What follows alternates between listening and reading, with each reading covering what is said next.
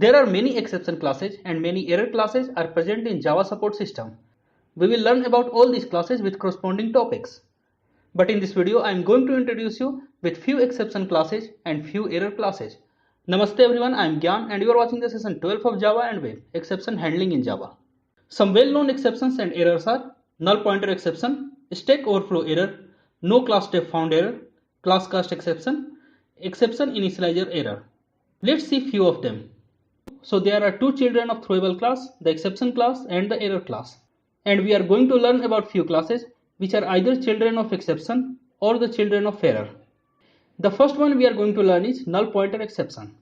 If we try to perform operation on a reference variable containing null, then this exception occurs. The class null pointer exception is a child class of the class runtime exception and raised automatically by JVM. We already have seen the occurrence of null pointer exception in the previous videos of Java and Web.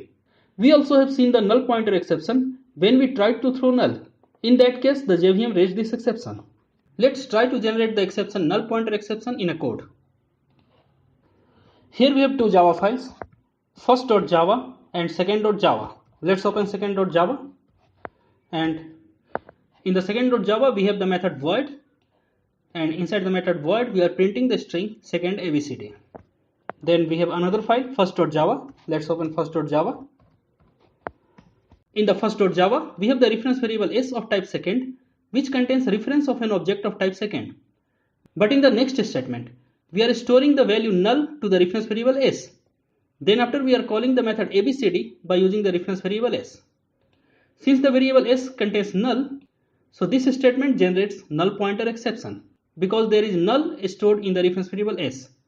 It is not reference of any object of type second. It is just null stored into the reference variable s. Let me try to compile these two codes. Java C, first.java and second.java. Compiles fine. Now run it. Java first. You can see here the JVM throws an exception in thread main java.lang.NullPointerException.